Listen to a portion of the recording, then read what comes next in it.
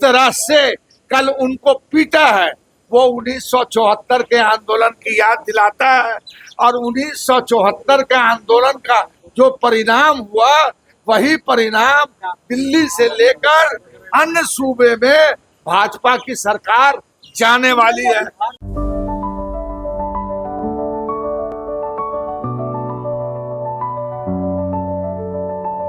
Goal the result. नमस्कार, आप news sport nation पर मैं आपके साथ अभिजीत सिंह। बिहार विधानमंडल का मॉनसून सत्र का आज चौथा दिन और चौथे दिन भी खूब हंगामा देखने को मिला। विपक्ष के द्वारा लगातार हंगामे हैं वो किए जा रहे हैं और ऐसे में बिहार विधान परिषद के पोर्टिको के बाहर तमाम विपक्ष के एमएलसी हैं वो सरकार के खिलाफ खूब नारेबाजी कर रहे हैं।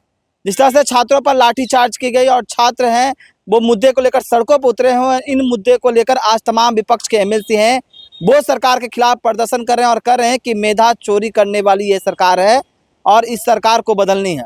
और वहीं बात करें तो आरजेडी के वरिष्ठ नेता एमएलसी अब्दुल बारी सिद्दीकी ने बड़ा बयान दिया और कहा है कि 1974 का जो आंदोलन है वो छात्र कर रहे हैं और छात्र जिस तरह से 1974 में जो आंदोलन हुआ था उसमें बदलाव की थी सरकार को, अब ये भी सरकार को बदलनी है।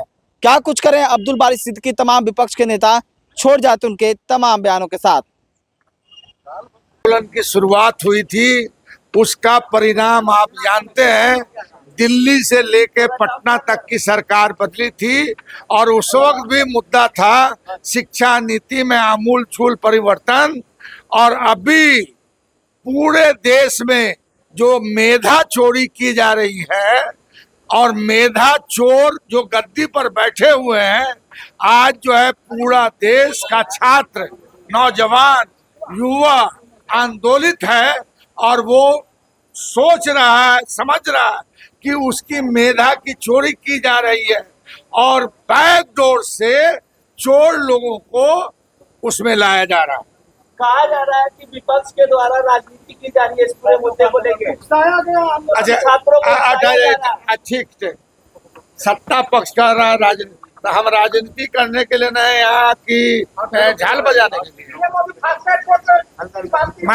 मैं राजनीति करता हूँ समाज की, मैं राजनीति करता हूँ युवा की, मैं राजनीति करता हूँ देश की, मैं राजनीति करता हूँ बिहार की।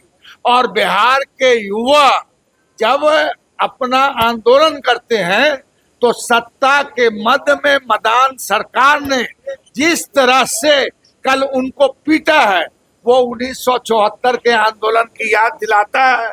और 1974 के आंदोलन का जो परिणाम हुआ वही परिणाम दिल्ली से लेकर अन्य सूबे में भाजपा की सरकार जाने वाली है, उलटने वाली।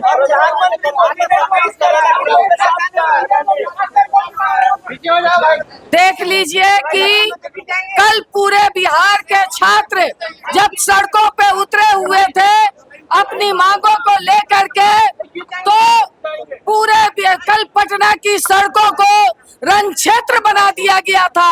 जगह जगह पे आंसू गैस के गोले, लाठियां चलाई गई बर्बर तरीके से, हजारों छात्र घायल हुए।